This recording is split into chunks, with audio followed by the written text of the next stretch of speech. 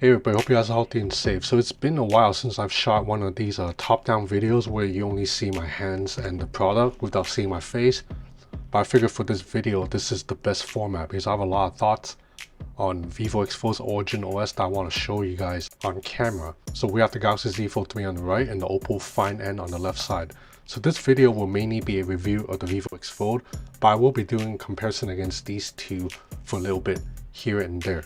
So I was very excited about the Vivo X Fold when it was first announced because in my opinion, this phone came closest to offering me the perfect foldable hardware that I want, because I am someone who's been sold on foldable phones since day one. While Samsung's improved their foldable phones a lot, the Galaxy Z Fold 2 and 3 were arguably my phones of the year. I've been quite disappointed by the fact that Samsung has given us a compromised camera system in all of its foldable phones, meaning not just this one, but even the Fold 1, Fold 2, Flip 1, Flip 2, Flip 3.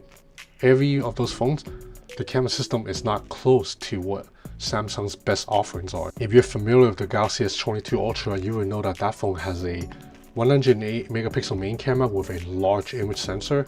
You don't get that here. You have a 12 megapixel sensor that's really small, 1/1.7 inch. It's a tiny sensor. You only have a 12 megapixel zoom lens here, and it's a 2x telephoto lens. So that means anything beyond 2x, it's kind of useless. Now the OPPO Find N gave us a slightly better camera system with a 50 megapixel main camera with a respectable 1/1.5 inch image sensor.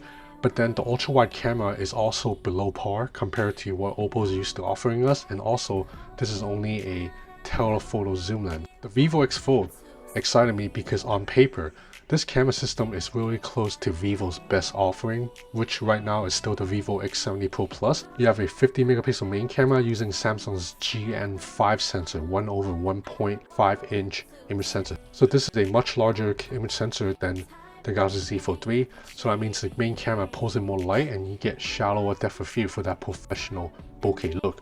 The ultra wide camera here is also much better than these two. It's a 48 megapixel ultra wide camera, f2.2 aperture, and it pixel bins down to a 12 megapixel shot. When you get the pixel bin, that means you get more details in a shot. And the ultra wide camera here is definitely sharper than what you get in both of these phones. However, it is missing the gimbal camera system that we've seen in the Vivo X70 Pro Plus. So ultra wide videos are not as stable and smooth as the Vivo X70 Pro Plus. And then these two zoom lenses are basically identical to the zoom lens you get in the Vivo X70 Pro Plus. You have a 12 megapixel telephoto zoom lens offering 2x optical zoom, and then an 8 megapixel periscope zoom lens that gives you 5x optical zoom. So just by virtue of having a periscope zoom lens makes me excited because you get much better zooming than you get on these two phones. With either of these two phones, anything beyond 2x, 3x, it's terrible. However, I must say that the periscope zoom lens here is nowhere near as good as the periscope zoom lens in the Galaxy S22 Ultra. So this camera system I can't say is the best camera system on the market if you compare it to the Vivo X70 Pro Plus or the Galaxy S22 Ultra, but it is a big step up from the foldable camera systems that we get from these two phones. Now I think as you can already see, the Vivo X Fold is the largest phone of the three, and it's much taller than the OPPO and also wider than the Galaxy Z Fold 3.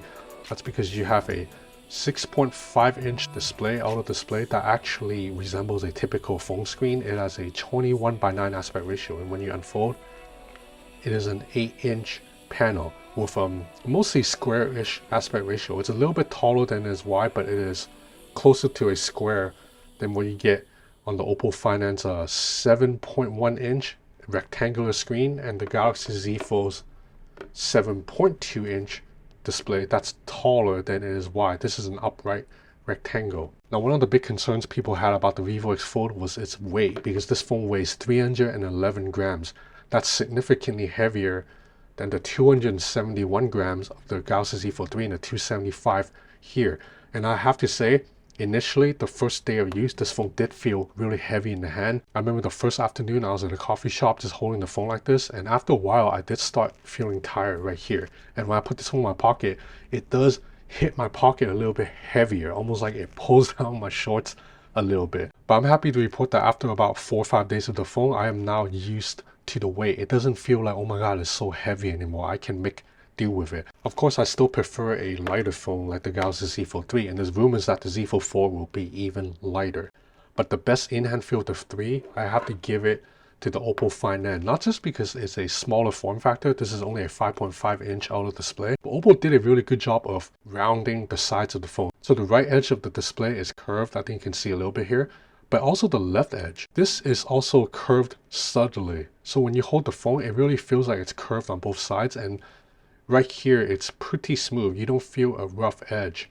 On the Galaxy Z Fold 3, this edge is pretty harsh. You see it comes a little point, a little angle here, so when you run your finger through it, you definitely feel the edge. The Vivo X Fold is somewhere in the middle. It is not as harsh as the Galaxy Z Fold 3's edge, but it is not as smooth as the OPPO Find N. By now you've already seen that this phone has an in-display fingerprint sensor, and it works really fast and accurately. It's an ultrasonic sensor. One tap unlocks every single time. Now, since the Vivo X Fold is newer than the other two phones, it obviously runs on a newer processor. This phone runs on a Snapdragon 8 Gen 1 compared to Snapdragon 888 on these two phones. For the most part, I've seen no performance issues. Everything is ran around zippily. Now, the hinge is pretty well built. It stays in place at any angle.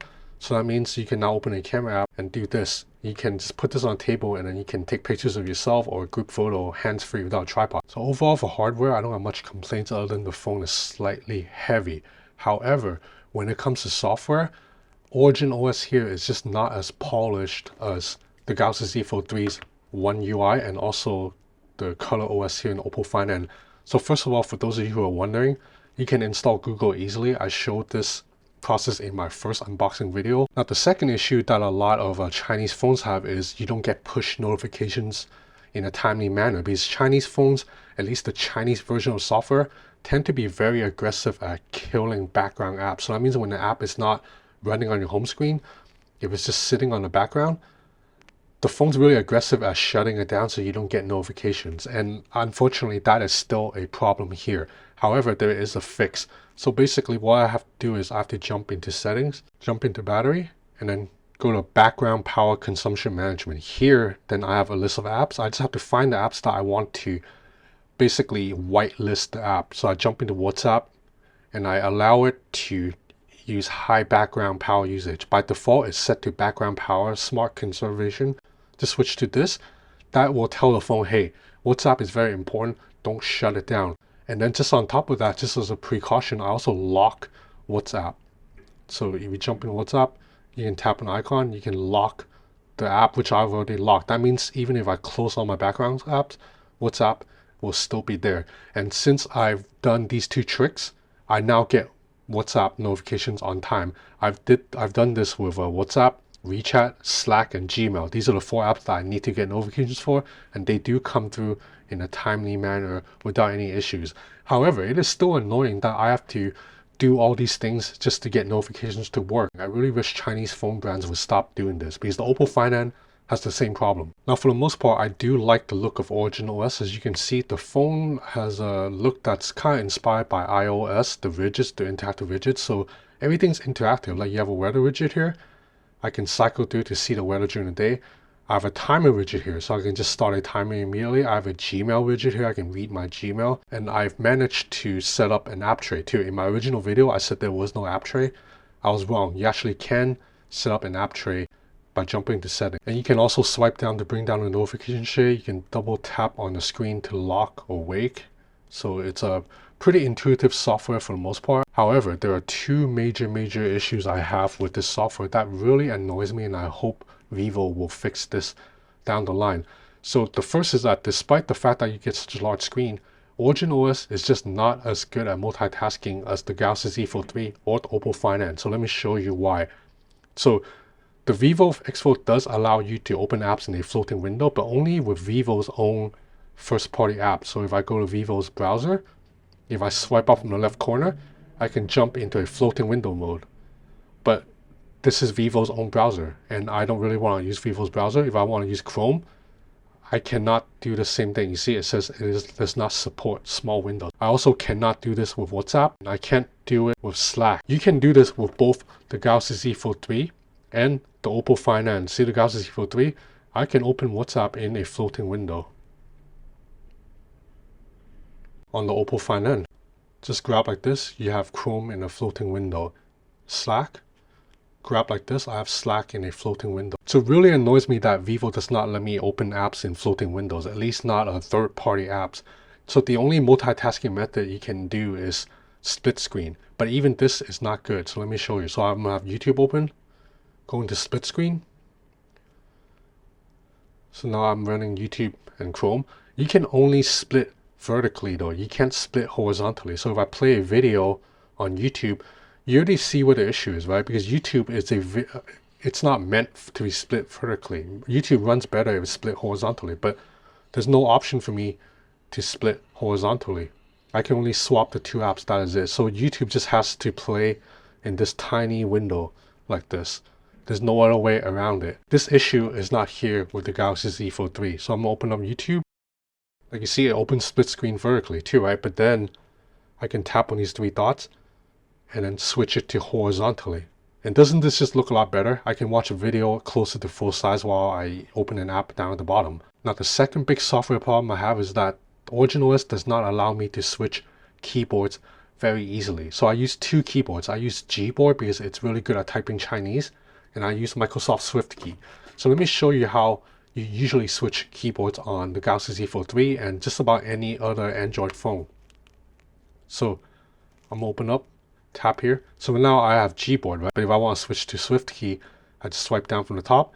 And you see I have this menu here, choose input method. Just tap, go to SwiftKey. Now I am on SwiftKey. Now the OPPO Find N actually does not have that same notification menu that the Galaxy Z Fold has. If I swipe down, you see I don't have that box that tells me to change input.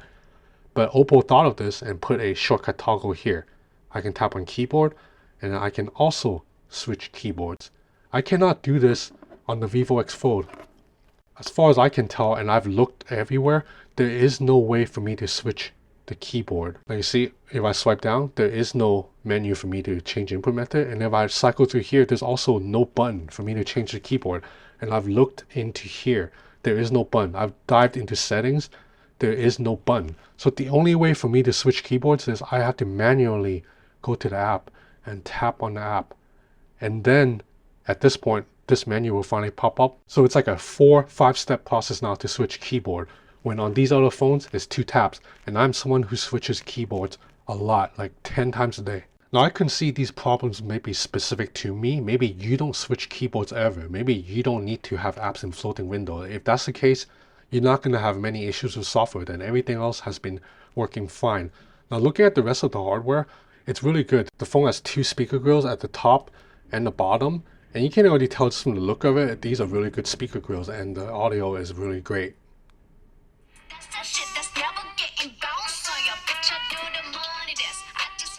And yeah, the screen is good. You see there's no visible crease. You have to really tilt it really far to see a crease. And when you run your finger through it, you don't feel much of anything. It's mostly flat. Unlike on the Galaxy Z Fold 3, you can see the crease pretty easily. But anytime you run your finger through it, you feel it. Now I said earlier the Vivo X Fold has the best camera system if you go by numbers on a spec sheet. For the most part, real world testing show the same thing. Now surprisingly, Samsung's main camera here actually holds up pretty well against Vivo's main camera. Shots are very close in quality. But then if you move to the ultra wide lens, Vivo's ultra wide lens is just significantly better and sharper in every single instance. Particularly at night, if you zoom in, it is night and day, the difference in quality. And of course, when it comes to zoomed photos, the Vivo X Fold beats the Galaxy Z Fold 3 and the OPPO Find N pretty easily too. Vivo's excellent HDR, which was a highlight of the Vivo X70 Pro Plus, is mostly still here. If I'm shooting against harsh neon lights in a dark scene, the Vivo X Fold exposes everything kind of relatively on point. Now last thing I need to talk about is battery life. So there's a 4600 mAh cell here, which is larger than the battery in these two phones by a little bit, but this screen is also quite a bit larger. But still, I'm happy to report that for the most part, battery life has been pretty good. Like for example, right now it is 4:36 p.m. So I've been up for about 5 hours and using this phone pretty heavily, and I'm still at 74% battery life. Yesterday, I took the phone out and about all day. After 12 hours, I came home, the phone still had 18% battery life. So it's not epic battery life. It's not going to go a day and a half, but it will go a 12-13 hour day pretty handily. And of course, there's a charging brick that comes with the package too that can top up this phone very fast. This phone also has wireless charging, but there is no water and dust resistance, unlike the Galaxy Z Fold 3, which is rated IPX8. So that means if it's raining a little bit, I can use this phone with confidence, and I probably would be a little bit concerned to use this phone in the rain. So ultimately, I am very annoyed with the software shortcomings that I mentioned earlier, but overall, I am still very happy with this phone because I love this display. I like the interactive widgets, and I like the camera system. And to be honest, if you factor in the price, this phone's a pretty good deal. This phone starts at 8,999 Chinese yuan, which only comes out to $1,300. So that means this phone, it's barely more expensive than a new iPhone now. It's cheaper than a Microsoft Duo. It's cheaper than a Galaxy Z Fold 3. But the software issues may annoy me enough down the line that I switch back to one of these two phones. Right now, I'm still gonna use this because I like the zoom lens. But who knows, maybe eventually I'll be so frustrated by the lack of multitasking that I would jump back to these two phones.